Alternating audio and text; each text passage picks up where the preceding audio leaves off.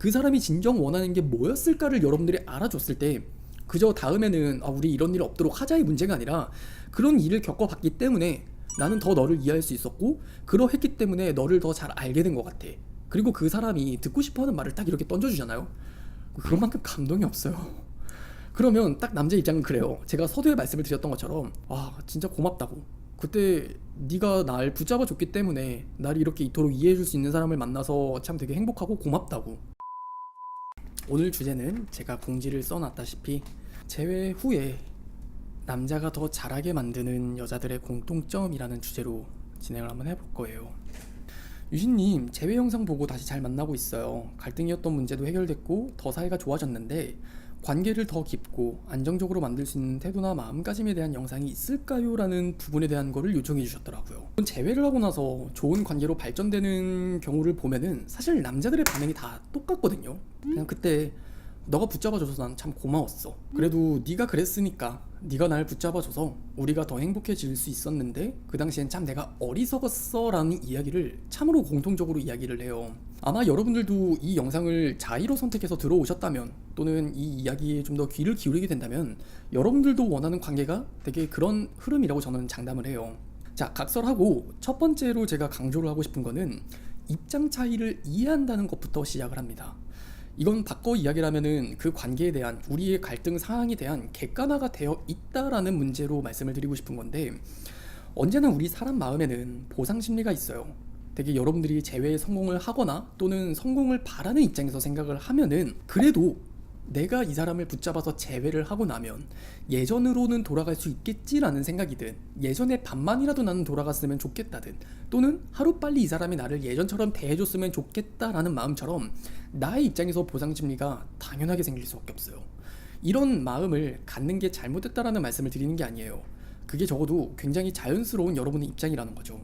하지만 여러분의 입장에서도 이런 보상심리가 있듯이 상대방의 입장에서도 어떤 다른 생각을 분명 했을 거라는 거예요.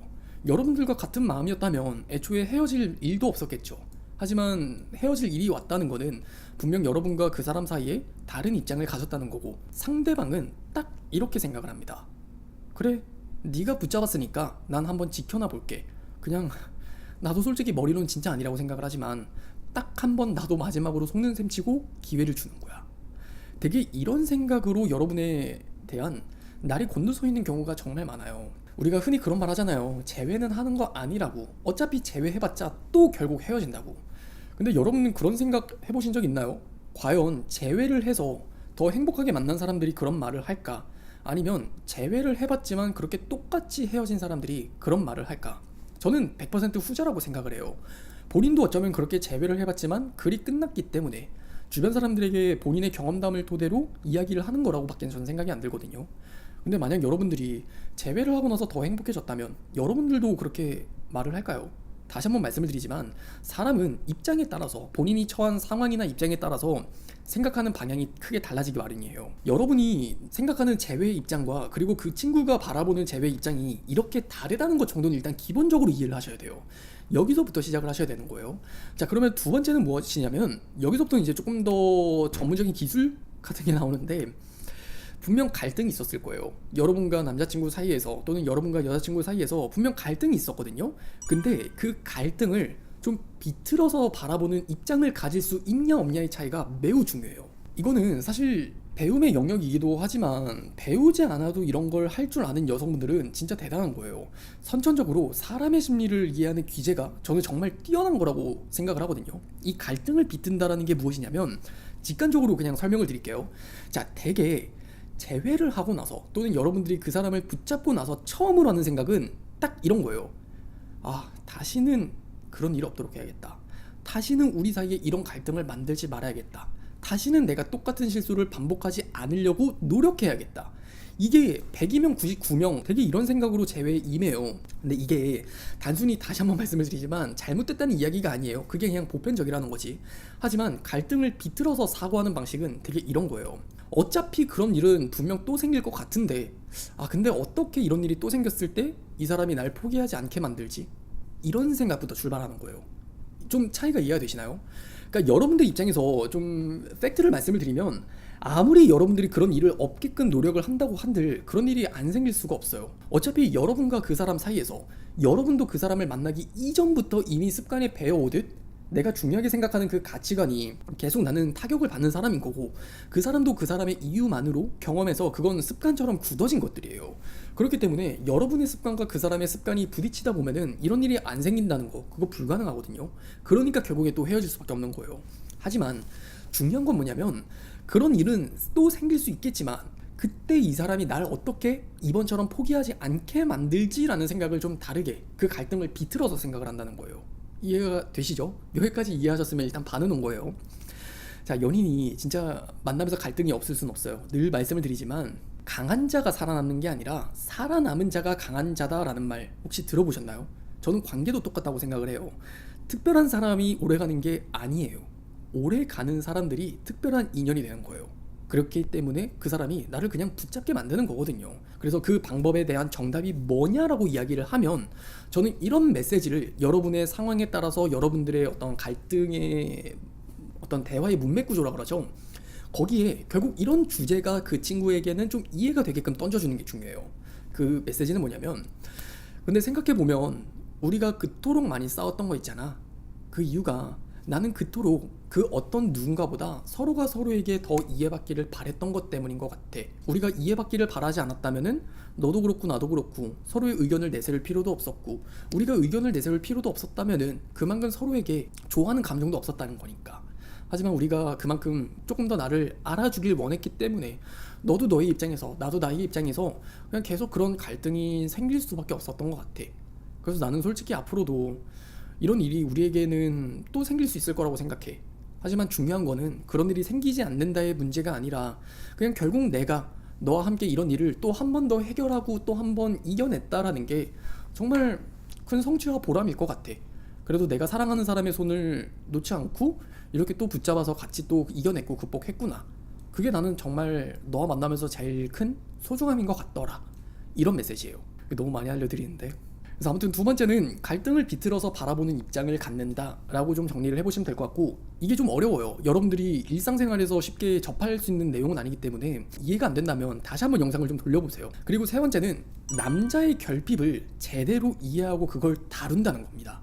여기서부터는 이제 나머지 반을 채워가는 문제인데, 같은 상황이나 같은 갈등도 결국 같은 문제로 인해서 헤어지는 경우는 단 한 차례도 없어요. 여러분이 만약에 전 남친을 만나고 이번 남친을 만났어요. 근데 되게 비슷한 문제가 생겼어. 뭐 구체적으로 예를 들면은 연락 문제라고 예를 들어봐요.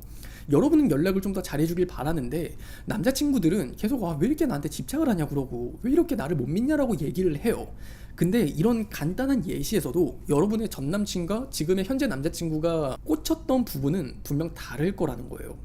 예를 들면은 그 전 남자친구는 나는 충분히 노력을 했는데 너는 왜 내가 노력해주는 거는 생각도 못한 채 계속 넌 나에게 바라기만 해 라는 느낌으로 내 노력에 대한 인정을 받지 못했다는 그 보상심리가 들었을 수도 있는 거고요. 또 지금의 남자친구는 계속 그냥 이런 문제가 반복되면서 쌓이는 그 스트레스가 어느 정도 임계치를 넘어갔을 때 펑 하고 터진 걸 수도 있어요. 또 다른 어떤 남자친구를 만났을 때는 난 이런 일이 반복되는 게 너무 싫은데 내가 왜 사랑하는 사람과 자꾸 이런 얼굴 붉히는 일을 만들어야 되지? 라는 그 평화주의적인 관점에서 자꾸 그게 문제가 되다 보니까 차라리 헤어지는 게 낫겠다라는 판단을 했을 수도 있어요. 이해가 되시나요? 그러니까 제가 지금 하는 말이 무슨 말이냐면, 여러분이 같은 갈등이나 같은 상황에서 이별을 했더라도 그 이면에 넘어 있는 이유는 다 다를 수가 있다는 거예요. 그걸 이해해야 돼요. 그걸 여러분들이 결핍을 이해하고 그 사람이 진정 원하는 게 뭐였을까를 여러분들이 알아줬을 때, 그저 다음에는 우리 이런 일 없도록 하자의 문제가 아니라 그런 일을 겪어봤기 때문에 나는 더 너를 이해할 수 있었고 그러했기 때문에 너를 더 잘 알게 된 것 같아. 그리고 그 사람이 듣고 싶어하는 말을 딱 이렇게 던져주잖아요. 그런 만큼 감동이 없어요. 그러면 딱 남자 입장은 그래요. 제가 서두에 말씀을 드렸던 것처럼 진짜 고맙다고. 그때 네가 날 붙잡아줬기 때문에 날 이렇게 이토록 이해해줄 수 있는 사람을 만나서 참 되게 행복하고 고맙다고. 그런 얘기를 하게 되면 여러분들을 생각하는 그 가치나 매력의 차원이 정말 달라지는 거예요. 그저 여러분들과 이전에 연애를 하면서 치고받고 싸웠을 때는 그냥 얘도 안 맞는데 그냥 헤어져야 되는 건가? 그냥 우린 여기까지 하는 게 맞는 건가? 이런 갈등의 시선으로 바라봤다면 그 이후에는 비로소 우리가 이렇게 다른 사람이고 다투긴 하지만 얘만큼 나를 알아주는 사람이 또 어디 있겠어? 얘만큼 나를 이해해주고 얘만큼 나를 따뜻하게 안아주는 사람이 어디 있겠어. 여러분을 생각하는 그 프레임이 완전 달라지는 거예요. 그렇기 때문에 여러분들이 적어도 재회를 하고 나면 그 사람이 추구하는 어떤 연애 스타일부터 시작을 해서 그 친구가 안고 있는 본인만의 결핍, 그걸 이해하는 게 굉장히 중요하다는 말씀을 좀 세 번째로 드리고 싶고, 그리고 마지막 네 번째는 멘탈 세뇌입니다. 결국 사람의 마음을 긍정적으로 설득을 하거나 어떤 쪽으로 뒤바꾸는 데 있어서는 세뇌만큼 효과적인 게 또 없어요.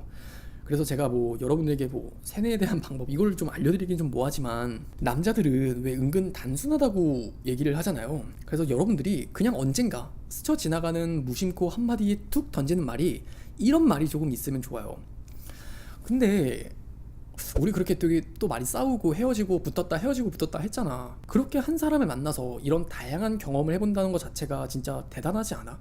이렇게 얘기를 하는 거예요. 그럼 아마 이 말을 들은 처음 상대방의 반응은 비꼬는 건가? 약간 이렇게 생각이 들거든요. 근데 그게 진짜 여러분이 비꼬는 문제가 아니라 가만히 생각을 해보면 사실 대단한 거거든요. 어떻게 내가 이런 경험을 했음에도 불구하고 또 이렇게 사랑하는 사람에게 행복하다가도 또 열렬한 감정을 느껴보다가도 또 이렇게 되게 지옥 같다가도 너무 힘들다가도 그러다가 내 마음을 알아준다는 안도감이 들다가도, 아, 생각해보면 이게 정말 진정한 사랑이구나.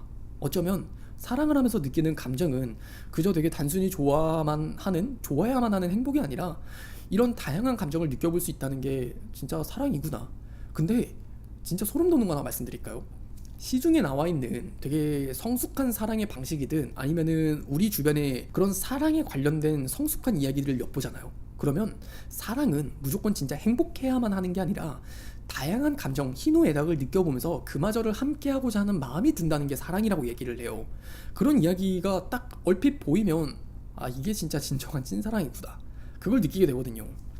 그래서 뭐 멘탈 세뇌가 여러분들이 앞으로 너는 나를 사랑하게 될 것이야 뭐 이런 문제가 아니라, 그냥 무심코 던진 그 말 한마디가 나비 효과가 돼서 오프닝으로 말씀을 드렸던 것처럼 아, 진짜 너가 날 그때 붙잡아줘서 진짜 많이 고마웠어, 그렇게 그 이전보다 여러분에게 더 잘하게 만드는 과정이 만들어진다는 거예요. 하루아침에 여러분이 뭐 이상한 약을 먹이지 않는 이상 그런 일은 없어요.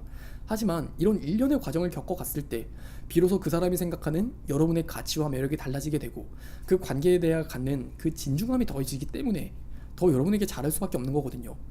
근데 여기서 딴 예외는 던져드릴게요. 모든 남자가 그렇진 않아요. 여러분이 생각하는 것과 다르게 애초에 그 사람이 관계를 그만큼을 담을 만한 그릇이 안 되는 사람이었거나, 또는 여러분을 그저 가볍게 생각했든 원래 이성을 가볍게 생각하는 사람이었다면 이런 흐름은 사실 만들어지지도 않아요. 그렇다면 그건 여러분이 포기해야 되는 게 맞는 거고, 적어도 여러분을 진지하게 생각한 게 맞고 그 관계가 소중한 추억이 많이 깃든 관계라면 저는 분명 그럴 수 있으리라 장담합니다. 그래서 오늘 영상은 또 한켠에 여러분들이 재회 후에 또 생각해보면 될 문제로 꼭 한켠에 저장을 해 두셨으면 좋겠어요.